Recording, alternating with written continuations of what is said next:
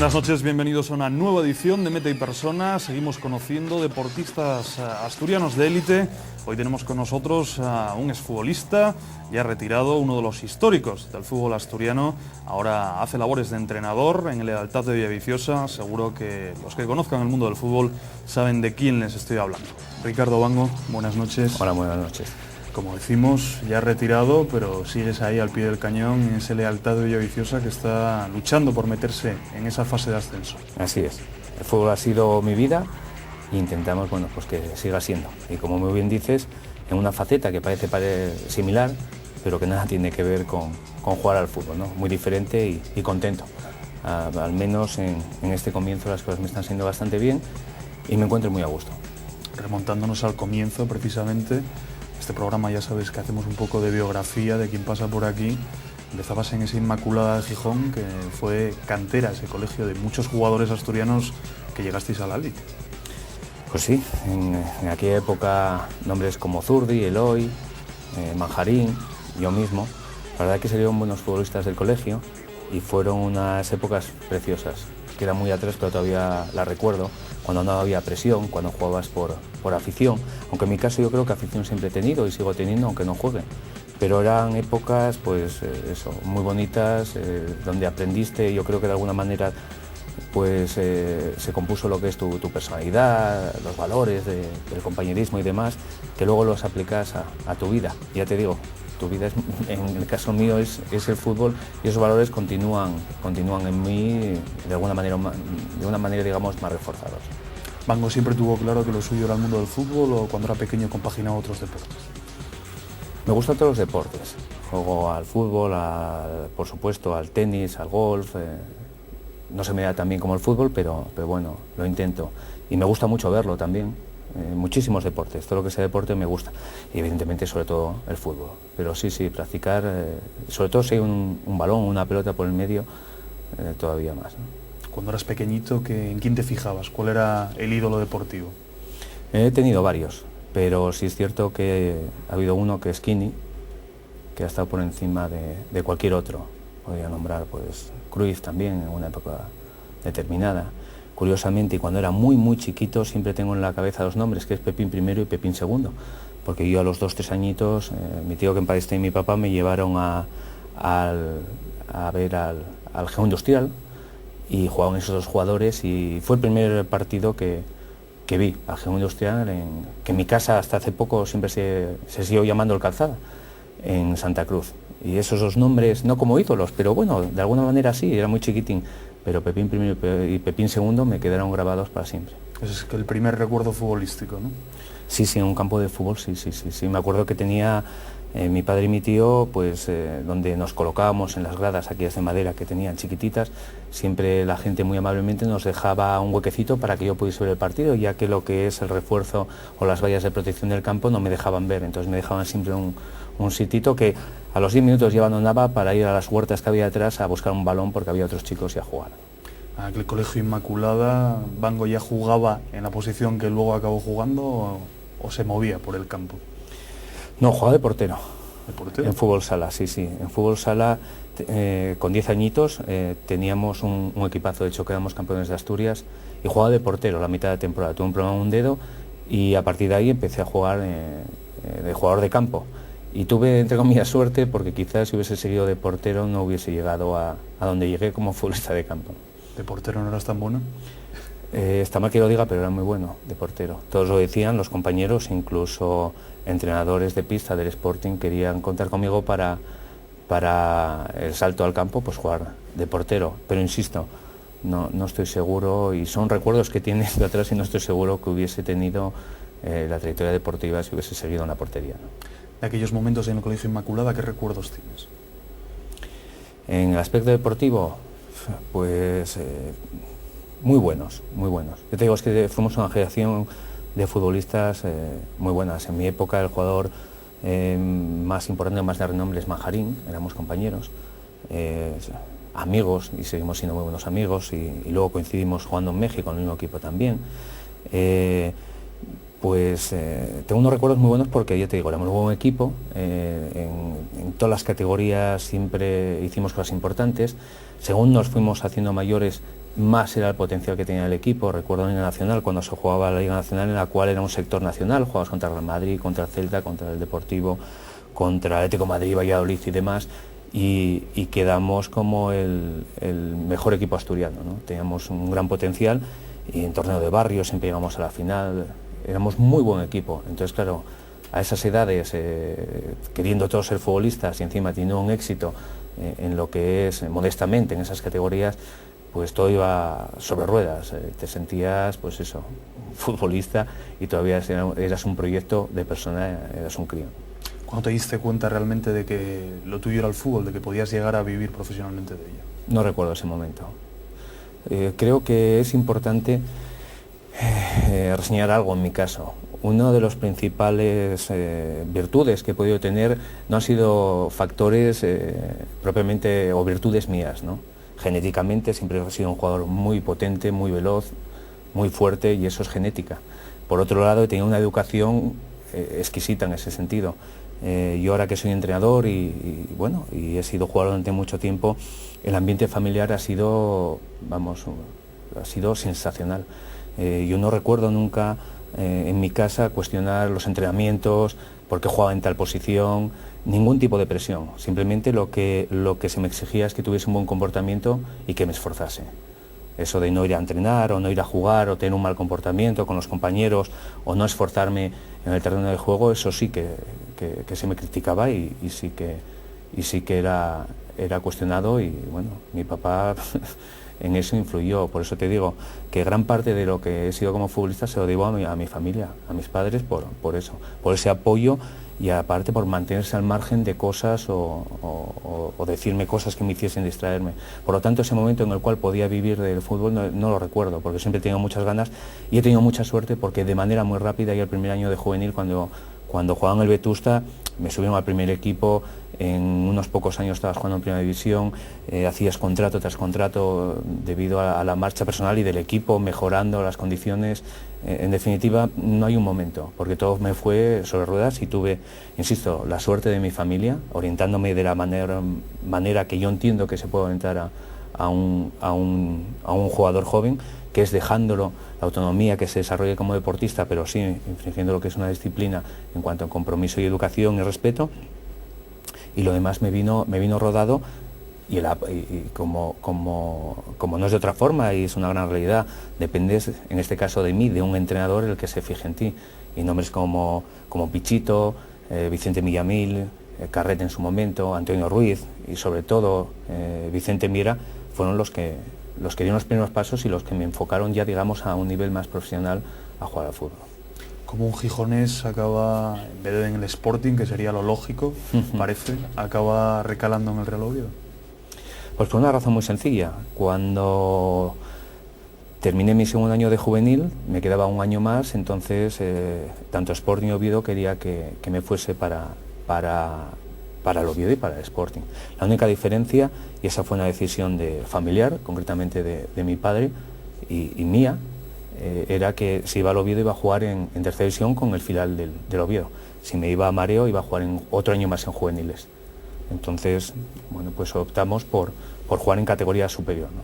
O sea, que la decisión fue acertada al final, ¿no? Después de vista la carrera. No sé lo que hubiese ocurrido en su momento si hubiese ido al Sporting, lo desconozco. Lo que sí es cierto que el hecho de esa rivalidad de Sporting y de Oviedo, o ese, entre comillas, odio si es del Sporting contra el Oviedo, nunca lo ha asistido en Ricardo Mango, porque es que nunca lo he escuchado en mi casa, ni a mis padres, ni en mi casa, ni mis amigos. De hecho, iba, como digo, ya desde chiquitín, con mi familia siempre he ido a ver el fútbol. Entonces el hecho de ser aficionado del Sporting, socio del Sporting, vivía en Gijón y se creó todos los domingos, yo nunca he tenido ningún odio ni ningún rencor al Oviedo, ya que no lo escuchaba en mi casa. Entonces, si no lo escuchas en tu casa, pues luego lo aplicas a muchas cosas. Yo, esa palabra anti-algo, es muy difícil que alguien me escuche decir que soy anti-algo, y en el aspecto deportivo mucho más, ¿no? He estado en Sevilla, jugando con el Sevilla, y nunca he sido antibético, porque ese anti-algo no está en mi vocabulario, ni lo entiendo. Puedo tener predilecciones por un equipo u otro, pero no ser anti-algo, ni en el deporte ni en ningún aspecto de la vida. Que además es lo bueno, ¿no? La rivalidad está bien para, digamos, que los periodistas vendamos periódicos, los programas tengan su aquello, pero no llevada a sus extremos, ¿no? Desde luego que no. Ya te digo, yo no existe en mi vocabulario ni lo pienso. Mucha gente te dice, bueno, eso lo dices pero cualquier persona que me conozca o esté cercano a mí sabe perfectamente que es así, porque siempre acabas cayendo, ¿no? Y hasta el día de hoy no he caído, será por algo, ¿no? Porque lo siento así. Mis dos grandes equipos, y tengo el corazón dividido, es el Oviedo Sporting Oviedo, y he tenido la suerte y el orgullo de haber jugado en ambos, ¿no? Entonces, ya te digo, yo creo que se cuajó, sin lugar a dudas, por eso, porque nunca lo escuché en mi casa ni a gente cercana el ser anti-oviedista en el caso concreto, porque vivía en Gijón y era aficionado y socio del Sporting. ¿Recuerdas el debut con el Real Oviedo? Pues sí, fue un partido de Copa del Rey en Las Palmas, tenía 17 años, que por cierto perdimos 3-0. ¿Recuerdas hasta el resultado? Supongo que sería un día especial para ti, ¿no? Sí, muy especial.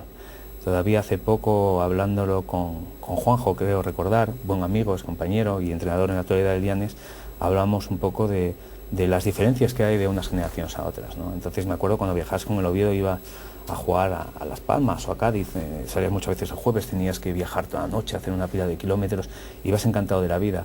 Y muchas veces convocar a un jugador que tienes que desplazarte de, qué sé yo, a Llanes o a Tapia, como es el caso de esto, el hecho de que puedas llevar más jugadores pues condiciona, es que queda muy lejos y demás, ¿no? Las ganas y la manera que teníamos de verlo en aquella época. Pero también tengo que decir que hay jugadores hoy día que también, como si tienen que ir a jugar a la Siberia, con tal de jugar al fútbol, hacen cualquier esfuerzo, igual que hacíamos nosotros y sentíamos en aquella época. Quizás se ha perdido un poco esos valores, hablamos antes de valores. Los niños hoy en día, ves niños de 12 años que ya tienen manager o representante. Es como una cosa un poco chocante, ¿no? Sí, pero yo creo que está bien lo que es tener un representante. No está mal tener un representante. El caso es, ¿qué representante? Ese es el caso. Normalmente en estas categorías, quienes elegimos no son los representantes. Ellos pueden ofrecernos jugadores, pero somos los entrenadores. Insisto, sobre todo en este paso de juvenil, tercera división. Otra cosa es con respecto a filiales o salir fuera de la provincia. Pero también un representante puede tener una buena coherencia y ayudar a lo que es a la familia. Siempre hablo de familia porque creo que de alguna manera las decisiones, aunque un chico de 18 o 19 años es mayor de edad y puede tomar sus decisiones, pero siempre cuatro ven mejor que dos, ¿no? Y sobre todo nadie te va a dar un consejo mejor que tu padre o tu madre o las personas cercanas. Y en ese sentido, yo lo vivo por experiencia, a pesar de que en mi casa éramos muy aficionados al fútbol, llegas a un mundo que no tienes ni idea ni sabes cómo funciona. Por mucho que estés en bares, vayas a campos de fútbol, no sabes cómo funciona. Vas a escuchar muchísimas cosas, pero en definitiva, como dije antes, la palabra la tenemos los entrenadores. ¿Te representante? Sí, hay buenos representantes que pueden aconsejar más que tomar decisiones de noticias como el Marca, que tal, se reúne con el presidente de no sé qué y demás. Eso no se corresponde a la realidad, pero sí centrar y dar una serie de pequeños consejos en cuanto al comportamiento, en cuanto a decisiones, en cuanto a que es muy importante ir a un equipo X, el que tú crees que es bueno, sí, pero lo que es importante es que ese entrenador te quiera y ese entrenador te enseñe dentro de tus virtudes. Eso es lo importante. Además, dar un peldaño más abajo, jugar todos los domingos y que ese entrenador se dedique y tenga ganas de que tú salgas futbolistas. Eso es lo más importante que hay y eso es lo que me pasó a mí. Vicente Mira me tenía horas y horas haciendo trabajos específicos para mejorar de la técnica, de otras cuestiones. Digo Vicente Mira por un ejemplo, pero he tenido varios entrenadores que me han hecho futbolista porque es que los veías que tenían ganas de que fuese futbolista. Esa es la mejor orientación que puede hacer un representante cuando habla con un chico en esa época, 18-19 años, que es donde va a dar o tiene que dar el salto. Tu primera gran alegría en el Real Oviedo fue ese ascenso, ¿no?, de la temporada 87-88, un ascenso muy deseado, ¿no?, por el Oviedo, después de haber pasado por segunda B, de distintas vicisitudes. Conseguís esa promoción contra el Mallorca, 2-1 aquí, empate a 0 en el Luis Ichar. Al final se consigue ese sueño, ¿no?, que era volver a primera división, ¿no? Sí, así es. Bueno, cada día era una alegría, estar en el primer equipo era una alegría, era un sueño increíble. Cada minuto que pasabas en un entrenamiento, incluso cuando estabas en el vestuario, era ya motivo para disfrutarlo, ¿no? Y luego sí, lo que es el ascenso fue maravilloso. Esa noche me pasó, creo que es la más rápida de toda mi vida. No me enteré de multitud de cosas, quizás por la edad, evidentemente era muy joven, pero sí que guardo un recuerdo excelente. Y lo que sí me acuerdo es cuando terminó el partido me tiré en el césped y vino Fernando Tocornal a cogerme, porque no sabía, me pasó muy rápido, no lo asimilé, no sabía lo que había ocurrido, pero no lo disfruté. No disfruté porque era algo tan maravilloso que se escapaba de mis capacidades, no sé, de comprensión quizás. Quizás te das más cuenta posteriori, ¿no? Cuando han pasado unos días, unas semanas de lo que habéis conseguido. Sí, ¿no? por supuesto. Ya al día siguiente cuando vinimos y veníamos en el autobús y toda la carretera desde el aeropuerto a Oviedo, y ya cuando llegamos al ayuntamiento, la cantidad de gente, sí, ahí ya te das cuenta de lo que ha sido, la trascendencia que ha tenido, ¿no? Ahí sí. Luego llegas a la primera división, supongo que será tu sueño como futbolista, el primero de ellos, verlo cumplido. Jugar en la máxima categoría del fútbol español sería lo máximo, ¿no? Además para un chico joven como tú en aquel momento. Sí, sin lugar a dudas. Y aparte se reunían en aquel entonces unos extras que eran fundamentales, que es que tenía muy buena relación con mis compañeros, aquella plantilla teníamos mucha amistad, era una plantilla, era una familia, y lo viviste de una manera especial, sin lugar a dudas. Fueron años no solamente a nivel deportivo, sino a nivel personal francamente buenos. Y como decía antes, en la etapa del colegio, es que encima deportivamente todo iba a pedir de boca. Ascendimos, el equipo se asentó, salvamos la categoría del primer año, el equipo se fue asentando cada vez más hasta conseguir la UEFA. Con prácticamente tus amigos, porque eran tus amigos aparte de tus compañeros, entonces es muy enriquecedor esa sensación. Estás hablando de fútbol todo el día, hablas el mismo idioma y nunca mejor dicho, ¿no? Porque son tus amigos, es difícil tener muy buena relación con los compañeros, algo normal, muy buena relación. Ahora, ser amigos de verdad no es tan sencillo, y en aquel momento lo éramos. Éramos una piña, éramos algo que... Y eso sí es enriquecedor, y aparte es que disfrutas más las cosas. Y como te digo, es que cada año que pasábamos lo hacíamos mejor, ¿no? Entonces fueron años inolvidables, excelentes. Ese fue el secreto de ese Real Oviedo, quizás, lo que tú dices, esa unión. El secreto es que éramos buenos futbolistas. Yo el que menos. Eso sin lugar a dudas, no te quites una de las cosas. No es cuestión de quitar méritos, pero creo que es importante que cuando llegas muy joven a un equipo, es importante que no creas que eres mejor de los demás. Yo tenía que aprender de todos. Yo veía cosas, ahora que me acuerdo, el trabajo de Berto, la capacidad que tenía era impresionante, y si la pudiese coger y quitársela a él, o cómo desplazaba Tomás el balón, o la serenidad de Sabino, o la elasticidad y las grandes paradas que hacía Viti, aunque no fuese portero, valoraba muy mucho lo que hacían los demás. Eso es cierto. El remate de cabeza de Carlos, podría decir multitud de cosas. Salir al cruce de Luis Manuel, esa elegancia que tenía ese juego, todos tenían algo. Es cierto que según lo vas viendo todos los días, llegas a un momento en que, aparte de tus condiciones, ya no te fijas tanto en esas virtudes que tienen, sino en a dónde va a centrar Berto cuando llega por banda, o Luis el Cacho, o un pase en profundidad de Luis Manuel o de Garriarán, dónde suelen enviar la pelota. Pero en las primeras fases todos tenían cosas que yo no poseía, y creo que eso es francamente bueno, porque creo que cualquier proceso pedagógico de aprendizaje, el mimetismo es importante, y si ves que los demás te pueden aportar cosas, pues no los vas a llegar a su nivel posiblemente, pero sí que es cierto que te vas a forzar en mejorar tu capacidad con respecto a la que ellos tienen en algún aspecto, como te digo, el golpeo de balón, ir al cruce, lo que sea.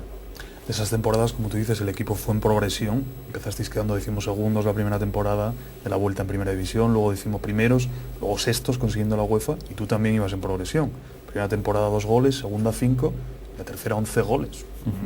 Una cifra importante ya, ¿no? Sí, lo que ocurre es que quizás mi rol fue cambiando. Yo recuerdo que incluso desde el Vetusta, jugando de central, porque yo en el colegio jugaba de central, luego de medio centro defensivo, pues aprovechando el juego aéreo sobre todo, que era una de mis mejores características, las estrategias y demás, pero luego fui jugando cada vez más arriba, y luego pues teniendo más libertad para atacar que para defender. Entonces esos números son productos un poco de ese rol en el terreno del juego, y de ser un poco el que se esforzaba por los demás en aspectos ofensivos, pasar a verme beneficiado por el trabajo de otros compañeros, trabajo a la hora de recuperar balones y también a la hora de que me los pusiesen de central, de pases y demás, ¿no? Esa temporada 90-91 acabáis sextos, el Atlético de Madrid gana la Copa del Rey y os lleva a la Copa de la UEFA. Copa de la UEFA, de la que supongo que tienes un recuerdo, digamos, agridulce, ¿no? Creo que tenemos por ahí imágenes, no sé si las podemos ver en estos momentos. En el Tartiere marcabas tú el gol, el 1-0, que os daba ventaja en la eliminatoria contra el Génova. Estamos viendo las imágenes, creo ya, de ese córner que lanzaba Lakatos, el rumano. ¿Qué recuerdos te trae este gol? Pues muy bonitos, muy bonitos. Fue un momento sensacional, excelente. Cuando vi la pelota que entró, pues una satisfacción, porque esto era un extra para nosotros. El jugar la UEFA era algo impensable. Estábamos ahí y encima, pues eso, ganar ese primer partido fueron... Ahí entras yo con creo todo. que sí. Fue un momento impresionante, sensacional. Pero no por haber conseguido el gol, sino porque es que nos veíamos entre los grandes equipos de Europa, ¿no? Con todo respeto, pero es que nos veníamos ahí, algo que pues hace 2 años atrás era imposible. Partido televisado, competición europea, ganar a nuestro rival, esa semana fue excelente, sensacional. Sí. El sabor agridulce, como decía, fue el partido de vuelta, ese ex-Miduber, el árbitro que nos jugó una mala pasada, ¿no? Sí, no estuvo nada bien. No obstante, también nosotros contribuimos a perder el partido, ¿no? Porque teníamos poca experiencia, era un partido que teníamos controlado y, bueno, pues aun jugando con 10, no, salvo balones que nos colgaban arriba, no nos quedaban peligro. Y quizás, bueno, pues tuvimos malas decisiones en todos los aspectos, ¿no? Yo creo que fue pagar un poco la inexperiencia del momento, ¿no? El Génova, que tenía un gran equipo, me acuerdo que tenía Branco, tenía Scuravi, y al final llegó a semifinales de esa Copa de la UEFA, poniéndose las cosas bastante difíciles al Ajax, que a la postre sería campeón, por lo tanto no caísteis ante cualquier equipo. No, es cierto. Lo que ocurre que sí, viendo su trayectoria en la UEFA, sí. Pero también podemos sacar otra valoración. Si hubiésemos ganado, pues podríamos haber llegado, si no como el Génova, varias eliminatorias. Yo creo que no demostró ser mejor que nosotros y hubo momentos, yo te diría que lo recuerdo perfectamente, 60 o 70 minutos en el terreno de juego donde teníamos una comodidad para tener la pelota y sin ninguna presión. Es cierto que no creamos oportunidades de gol, pero ellos, a no ser a balón parado, no nos quedaban problemas. Y aparte, quitando a Scuravi, que era el único jugador que me acuerdo que tenía marca individual con él, salvo en los momentos con pases finales, apenas nos inquietaron. La clave quizás estuvo en el segundo partido, en esa expulsión de Lakatos. Fue una parte, pero no. Incluso con 10 no nos quedaba en peligro.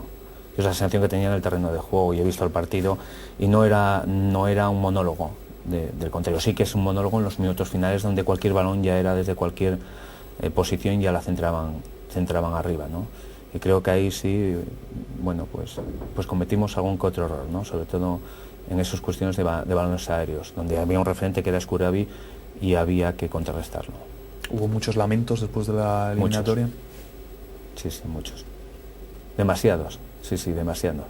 Sí, porque no supimos tampoco comportarnos en esa sensación. Si hubiese sido, por ejemplo, en mi caso, años después, las derrotas las veo de una manera totalmente diferente, pero en aquel momento sí, hubo muchos llantos, muchos lamentos y lo pasamos muy mal, pero es curioso.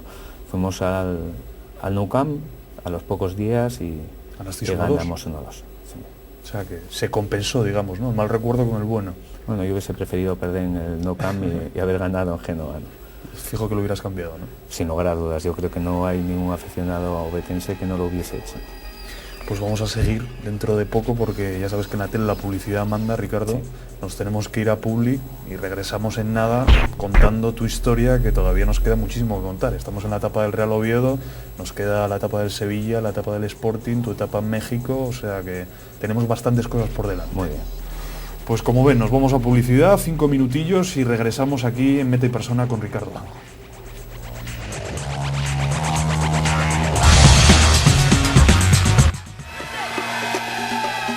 Pues estamos aquí de vuelta en Meta y Persona. Si nos seguían antes de la publicidad, estamos con Ricardo Bango, es futbolista internacional asturiano, jugador del Real Oviedo, del Sporting, del Sevilla, una larga trayectoria. Nos habíamos quedado en esa Copa de la UEFA de la temporada 91-92.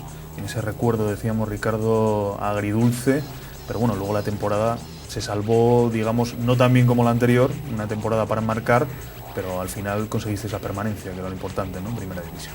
Sí, así es. De alguna manera, sea eliminación o de tocar las nubes, pues nos condujo a una racha, bueno, más irregular, ¿no? Diferente a lo que habíamos vivido en la Liga en ese momento. No obstante, se salvó con bastante solvencia el año.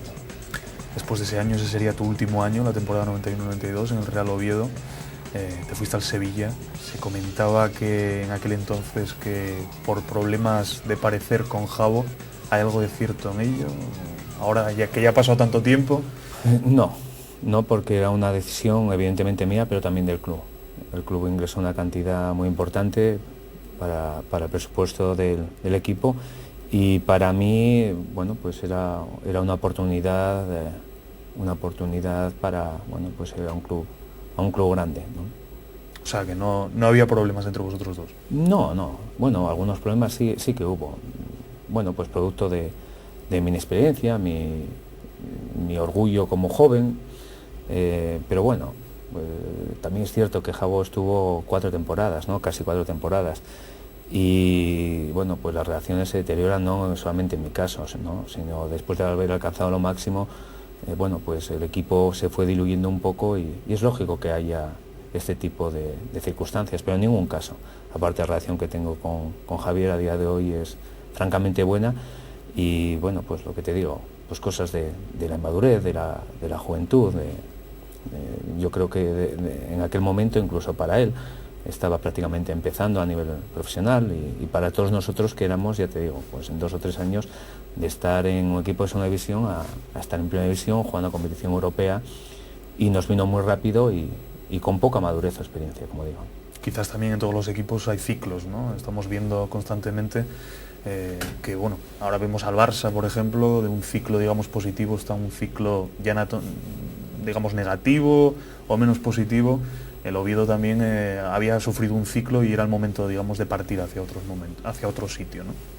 Es posible. Yo creo que hay ciclos que se acaban y se pueden reconducir con los mismos protagonistas, pero en cualquier caso, pues puede ser que haya sido lo más conveniente para ambos. Y aparte estamos hablando de cuestiones, pues eso, deportivas, ¿no? Donde los resultados pues empiezan a decaer, y es lógico que haya estímulos y, bueno, y caras y gente nueva. Lo que sí es triste es que por circunstancias ajenas a aspectos deportivos, bueno, pues se vea, pues desaparezca un poco lo que es la imagen y el rendimiento de un club o de un equipo, ¿no?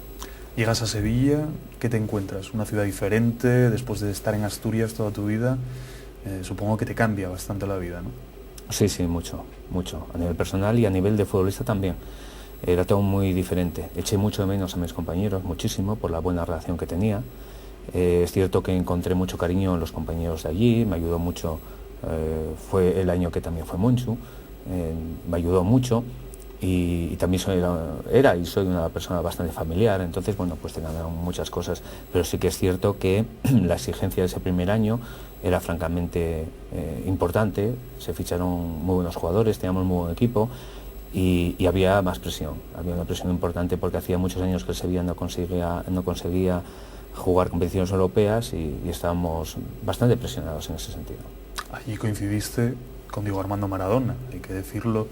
Ya no estaba, digamos, en el momento álgido de su carrera, más bien en la parte baja, pero supongo que Diego sería todo un espectáculo todavía verlo entrenar y sobre todo verlo en el terreno de juego, ¿no? Sí, aparte tuvo una temporada bastante buena, pero bueno, no solamente Maradona, sino teníamos muy buenos jugadores. Estaba Súquer, estaba el Cholo Simeone, estaba Marcos, estaba Rafa Paz, Manolo Jiménez, que la entrena al Sevilla. Teníamos muy buenos jugadores. Monchu, en aquella época, era un delantero, bueno, pues como ariete clásico de lo mejor que había en el panorama nacional. Por lo tanto, teníamos un buen equipo y estaba acorde, como te digo, a las exigencias del club y de la afición por volver a meternos en UEFA, y en ese sentido sí que distaba. Bueno, había un cambio significativo con la época más tranquila, más sosegada y más familiar del Oviedo. Estuvisteis rozando ahí la competición europea, pero no acabasteis de meteros en ella, ¿no? No, el primer año no. El primer año no lo conseguimos, y a falta de 5 minutos para terminar la liga, pues estábamos en UEFA y jugaba un partido Zaragoza-Atlético de Madrid, que 2 goles de Juanito en el minuto 86 y en el 90 nos quitó ese sueño. Curiosamente, el año siguiente fue compañero nuestro, pero sí es cierto que 5 minutos antes estábamos... Recuerdo perfectamente la situación porque estábamos jugando contra el Sporting, ganábamos 3-0 y cuando nos enteramos de esos goles decayó tanto el partido que nos metieron un gol y si dura 10 minutos más yo creo que nos hubiesen empatado, incluso ganado en apenas unos instantes, porque nos enteramos estando en el campo jugando y se nos vino el mundo encima. De esa etapa sevillista, 3 años que te pasas en el club hispalense, ¿cuáles son las mejores vivencias? Bueno, pues fueron años de estar luchando siempre por estar arriba. Entonces eso a un futbolista le gusta. Quizás, bueno, pues conseguir la clasificación para la UEFA. Evidentemente eso es lo que se nos pedimos, ¿no? lo que se nos pedía, se nos exigía y donde lo conseguimos. También el tercer año estuvimos 13 jornadas consecutivas siendo líderes. Bueno, pues son situaciones pues, de exigencia. Cuando estás ahí arriba rindes más y son más fructíferas y más satisfactorias, ¿no? Sevilla, que luego después de tu marcha llegó incluso a bajar a segunda división, ¿preveías que el club hispalense llegara, los de Nervión llegaran a donde han llegado en estos últimos años? ¿Crees que se veía, había unos cimientos, digamos, de club como para llegar a las cotas que han llegado estas últimas temporadas? No, absoluto. De hecho, en un momento, y soy bastante buen conocedor de esa situación, y en un momento en que nadie quería coger a Sevilla. Sevilla estaba hundido totalmente, y sobre todo hundido en lo que es la dirección. Y ahí llegó una persona como Monchi, que es el, no único, pero sí el máximo responsable del éxito de Sevilla, sobre todo en el aspecto deportivo. Y el aspecto deportivo está muy ligado al aspecto económico de un club. Y lograron hacer un trabajo serio, con mucha gente de su confianza, con mucha gente que trabaja muy bien, que cuida muy bien la cantera, con una red de trabajo y un método de trabajo muy bueno, que son capaces de establecer unos parámetros a la hora de seguir jugadores, no solamente aquí en España, sino fuera, y el Sevilla, un porcentaje altísimo, es éxito de Monchi. Está claro que Monchi ya estuvo perseguido por el Real Madrid, se decía esta pasada campaña, ¿no? que podía incorporar a sus filas, como tú dices, buena parte del secreto, ¿no? Sí, muy buena parte, un porcentaje altísimo. Lo que sí es cierto que en otros equipos es mucho más difícil por los intereses que tiene la propia marca o la propia entidad, ¿no? Es muy difícil llegar a conseguir el tener poder absoluto. Y Monchi es una persona no solamente que tiene poder, sino que delega, y eso es importante. No decir, aquí se hace lo que yo mando, delega trabajo, y por eso en cada una de las facetas deportivas del club se tiene éxito. Categorías inferiores, lo que es fichajes nacionales, lo que es en el extranjero, fichajes internacionales, francamente funcionan muy bien, ese es su éxito. En otros equipos es muy difícil de hacer, y lo estamos viendo y en multitud, no solamente en primera división, sino en otras. Incluso hay candidatos que a pesar de que lo hagan muy bien, siempre tienen problemas. Hay un claro ejemplo que es el Valencia. El Valencia con Benítez, campeón de UEFA y campeón de Liga, pues tienen problemas, ¿no? Por otros intereses que a veces no conocemos, no sabemos, y que se nos escapa un poco de cómo es posible, ¿no? Esa es la pregunta que nos hacemos, ¿no? El año pasado, hace 2 años, Barcelona campeón de Liga, tiene un éxito impresionante, consigue varias ligas, conseguir la Champions, y sin embargo hay problemas en cargos importantes, como es el presidente y un directivo, el encargado de traer a grandes jugadores, como es el caso de Ronaldinho, ¿no?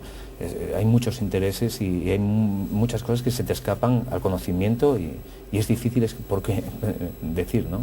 Nos preguntamos por qué ocurren esas cosas con el éxito que han tenido, ¿no? Es muy difícil, pero sí es cierto que cuando hay cimientos y llega una persona y pone y construye, se gana un respeto, le dejan de trabajar, y ese es el caso de Monchi y del Sevilla.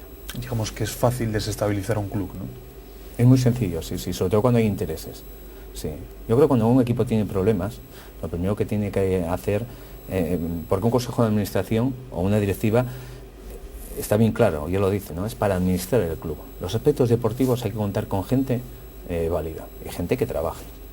Mezclar ambas cosas. Es cierto que la parte económica y la parte deportiva están muy relacionadas, pero los buenos criterios y los criterios consensuados salen adelante. En otro orden de cosas podemos hablar y salvando las distancias, nosotros cuando cogemos un equipo, a pesar de que estamos hablando de categorías y recursos mucho más limitados, no se toma ni una decisión a pesar de que tienes potestad absoluta para fichar a quien quieras. No haces ni un fichaje ni tomas una decisión si no es con consentimiento del club, y esto debería de suceder en todas las categorías. Y el entrenador es una persona que no solamente va a dirigir los entrenamientos, sino que va a pensar, ¿no? Va a imaginarse lo que es cómo va a jugar tu equipo, cómo va a atacar.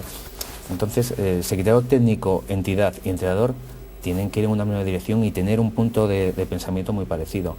Eso de fichar a ciertos jugadores y luego traer un entrenador, o un entrenador que llega a un club y establezca un sistema de juego porque siempre ha entrenado así, esas son las incoherencias que pasan a menudo y que suelen traducirse casi siempre en un varapalo, en un no desastre, pero sí en falta de resultados, ¿no? El error puede estar ahí también, ¿no? Que los directivos se meten a llevar la parte deportiva cuando realmente deberían ser los profesionales, ¿no? Los que llevaran esa parte, ¿no? Yo creo que sí.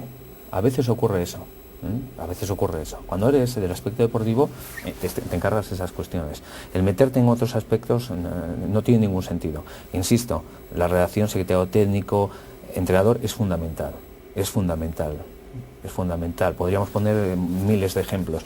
Recordamos, y cambiando de rumbo, en el fútbol inglés se oyó el posible fichaje de Owen para Manchester United en la mejor época, o de las mejores del Manchester, ¿no? Y no se fichó y Ferguson salió.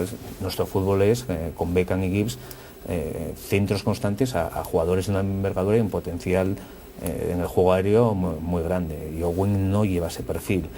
Quiero decir, es un ejemplo, recuerdo ahora, y es que es cierto, ¿no? Y el club posiblemente vendería con Owen en sus mejores momentos, vendería multitud de camisetas y merchandising sería sensacional, pero en el aspecto deportivo creo que es una decisión acertada, por supuesto. Una cosa es el marketing, ¿no? Como con la llegada de Beckham, como Así tú es. decías, al Real Madrid. Sabíamos que el Real Madrid iba a incrementar el número de camisetas vendidas. En lo futbolístico hay quien dice, bueno, ahí está, ¿no? El rendimiento que ha dado David. Como futbolista tampoco es que sea un mal futbolista, pero tampoco a lo mejor una estrella mundial a nivel deportivo, ¿no? Sí, es posible. No obstante, a mí Beckham es un jugador que me gusta, es un gran profesional, podrá jugar mejor o peor, pero siempre tiene, pues eso, siempre se esfuerza. Lo que ocurre es que estamos hablando de cuestiones muy complicadas de analizar. Yo creo que una de las preguntas que se realizaría el presidente del Real Madrid es: he fichado lo mejor, no solamente jugadores, sino a Arrigo Sacchi, que marcó toda una época. Estoy rodeado de gente respetada y muy capaz, como el Botragueño, entre otros muchos. Hemos invertido muchísimo dinero, hemos salvado al club de la crisis económica que tiene, y no somos capaces de dar continuidad con los resultados deportivos, que son lo que verdaderamente importa. Yo creo que esa es en ese caso en concreto, de las grandes injusticias del deporte, ¿no? Yo creo que prácticamente, si no todo, sí una gran parte se hizo bien, pero los resultados no llegaron. Luego otra cosa es los oportunistas que aprovecharon el momento para criticar esa política. Pero si miramos a otros deportes, nadie va ahora a criticar porque Gasol tiene que sacar al día 700 fotografías y aparecer en 40 programas de televisión, o porque Rafa Nadal, después de volver por novena vez ganar a Federer, tiene que ir a Hong Kong a hacer un spot publicitario para una marca de todoterrenos conocida, ¿no? O el champú que anuncia, ¿no? Eso es lógico y normal. Solamente nos acordamos de esa mala política cuando las cosas salen mal. Pero deportistas individuales, el propio Fernando Alonso, está todo el día dando vueltas por el mundo, rodando spots publicitarios y con los compromisos que conlleva ocupar ese lugar referencial y como estrellas absolutas en sus deportes. ¿Por qué no lo van a poder hacer los futbolistas? Lo pueden hacer perfectamente. Yo creo que es una injusticia, porque sí que es cierto que la política y la manera de trabajar del Real Madrid en esas épocas era excelente y no se matizó con lo más importante, como digo, que es los resultados deportivos. Como tú bien dices, digamos que son servidumbres de la fama, ¿no? Al final. Son obligadas, son obligadas. Yo mañana no le quitaría, tiempo a ningún jugador de los nuestros si pudiese hacer cualquier cosa de estas para aumentar el presupuesto del Alta Tour, pero es que es una cosa lógica. Lo que sí es cierto es que hay oportunistas que hablan de estas situaciones a la hora de... Porque yo creo que es compatible totalmente, ¿no? Lo que no es compatible es llevar una mala vida o salir por la noche o no cuidarte, eso sí. Ahora, el hecho de rodar a las 7 de la tarde un futbolista, o a las 6 de la tarde estar 2 horas en un plato de televisión o un escenario oyendo a tal o cual acto, eso es una tontería, es totalmente compatible, innecesario y obligado. Solamente, insisto, momentos de gente que se quiso aprovechar porque no formaba parte, alguno de ellos, de la entidad blanca, para criticar de esa política, acertada a mi modo de ver a todas luces. Es cierto, hubo decisiones deportivas que no fueron más acertadas, eso también es cierto. Volviendo a tu carrera deportiva, nos habíamos quedado en esa etapa sevillista. Después de esa etapa vino el regreso a casa, el retorno, además, a Gijón, a tu ciudad natal, a ese Real Sporting. Supongo que lo vivirías de una manera especial, ¿no? Jugar en el club de tu ciudad. Fue un momento muy bonito, sí. No hubiese tomado esa decisión si volviese a hacerlo ahora, porque llegó el tercer año, un año muy duro con el descenso.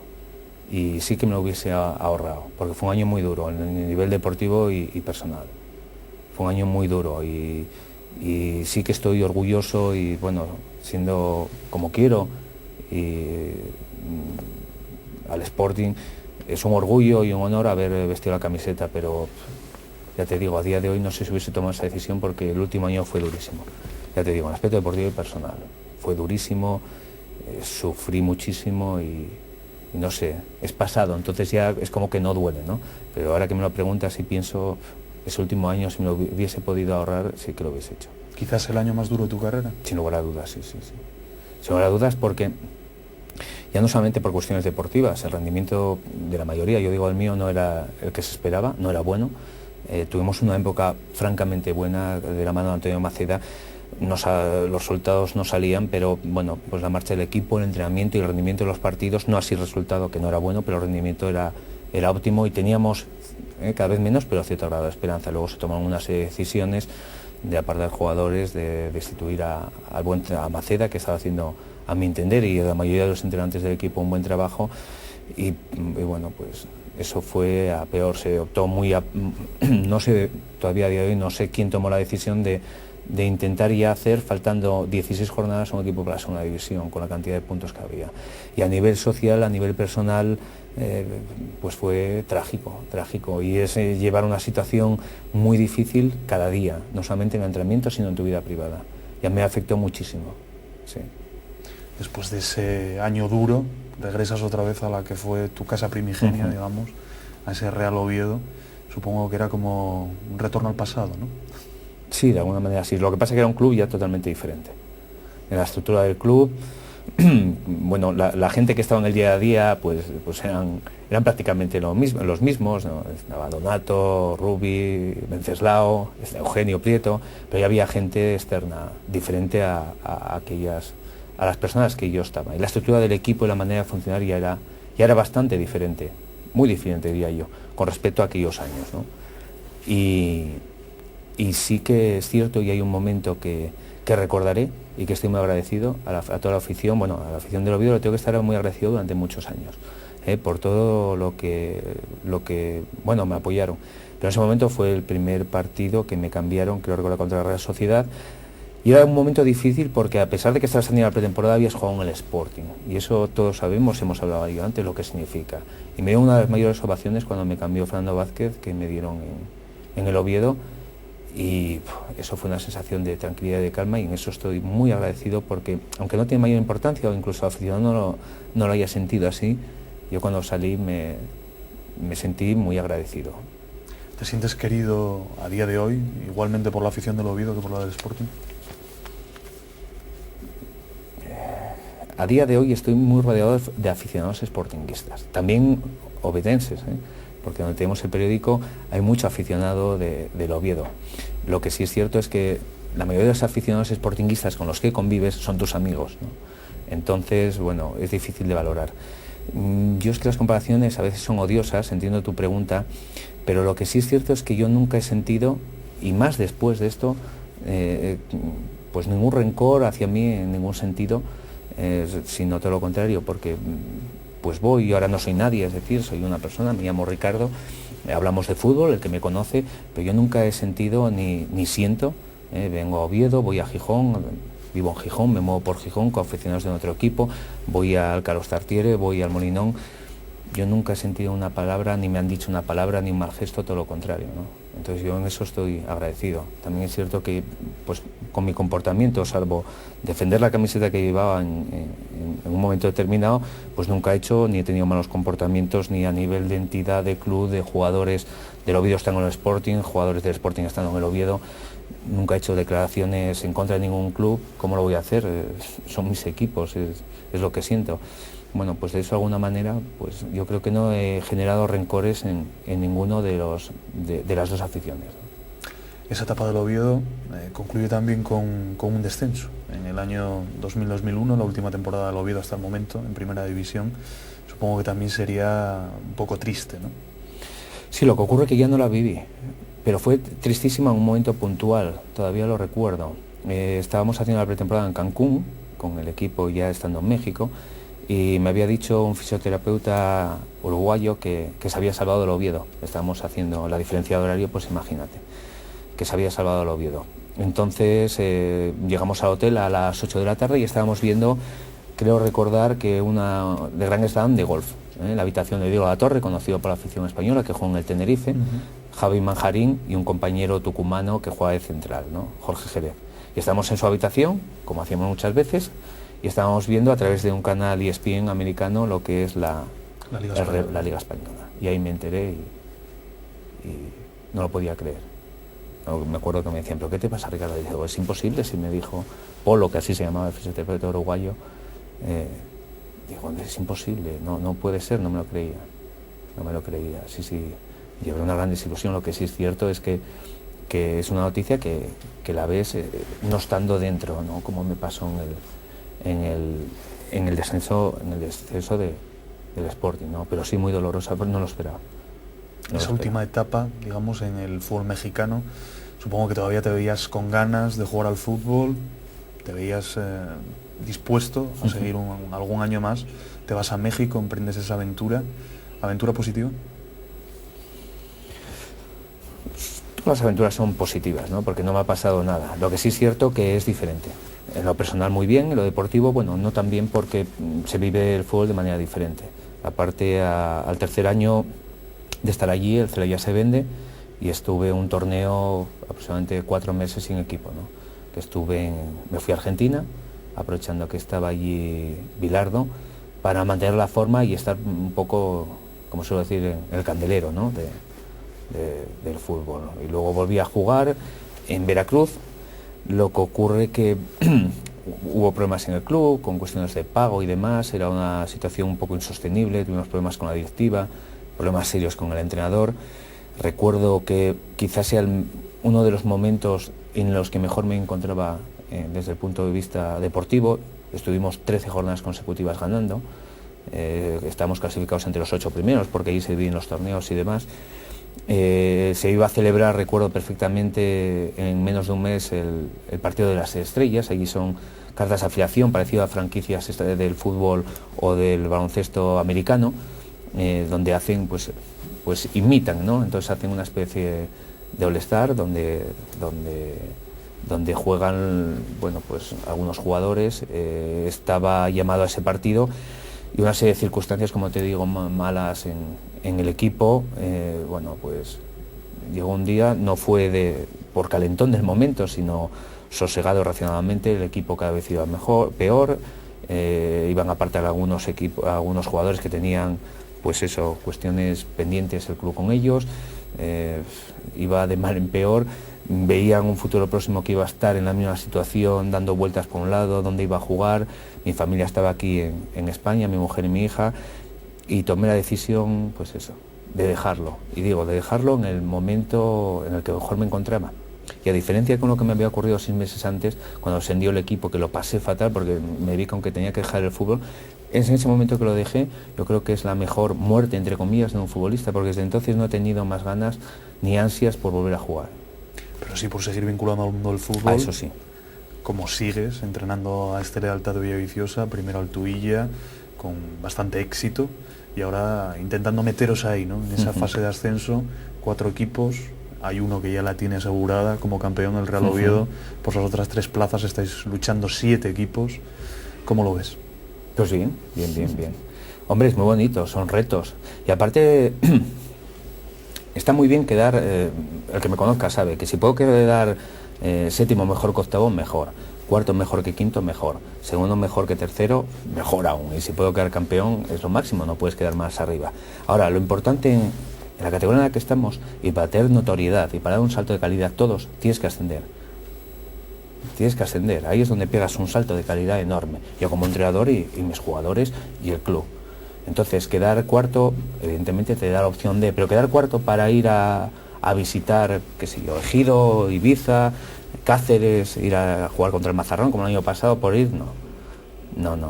A mí lo que me gustaría es eso, llegar y subir a segunda vez, sabiendo lo difícil que es competir contra algunos equipos de otras comunidades autónomas. Pero eso es lo importante, quedar entre los 4 primeros es el primer paso, pero la intención es jugar, ir de verdad con ganas a ganar, hacerlo todo para ganar. Ahí es donde pegas el salto de calidad. Y si bien es cierto que en Asturias, por la situación en la que vivimos, estamos con respecto a las comunidades autónomas con mucho menos potencial, bien es cierto que el hecho de que los equipos están así, yo creo que los equipos que se vayan o nos vayamos a meter, vamos a llegar con una serie de victorias hasta el final, es decir, en buen momento. Y si vemos para atrás, tanto el Marino en su momento como el Uni, fueron equipos que en las segundas vueltas, en los últimos trayectos de las ligas de las temporadas anteriores, llegaron ganando un montón de partidos, una racha positiva, y fueron los que ascendieron. Por lo tanto, es alentador eso, el que vaya va a estar con buenos resultados. Si hay algún equipo que pincha, faltan 9 puntos y estamos a 3-7 equipos, como bien has dicho. El que quiera estar tiene que ganarlos todos, si no, no va a estar. Y si los ganas todos vas a estar en buena racha. Es decir, yo creo que aunque sea poco, vas a aumentar las posibilidades de que en la temporada que viene haya más integrantes asturianos en la segunda B. Pues Ricardo, ya estamos llegando al fin de esta entrevista. Te deseamos lo mejor para este año con esa lealtad. Ojalá te metas en esa fase de ascenso y consigas el ascenso, que sería bueno para el fútbol asturiano, sin duda, que ascendieran, si pueden ser los 4 equipos que juguéis esa fase de ascenso, mejor que mejor, y tuviéramos 5 representantes el próximo año en esa segunda división B. Antes de despedirte, todos los deportistas que pasan por aquí nos dejan su sello, digamos, en manera de dedicatoria, y contigo no íbamos a hacer, por supuesto, una excepción. Tenemos una foto de tu etapa oviedista, un equipo, yo creo que te trae buenos recuerdos. Sí, claro que sí. Ese equipo de esa foto, y nos gustaría que ahí debajo, de donde tú posas, sí. Nos la firmaras, nos la dedicaras aquí a Teleasturias. Además, estoy seguro de que esa foto se va a revalorizar, porque no sé yo. Yo creo que Ricardo, en unos años, y no muchos, va a estar entrenando en categorías superiores del fútbol español.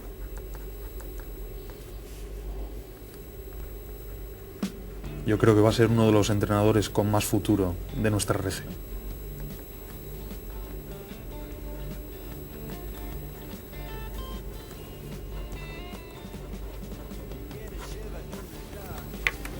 A ver qué te parece.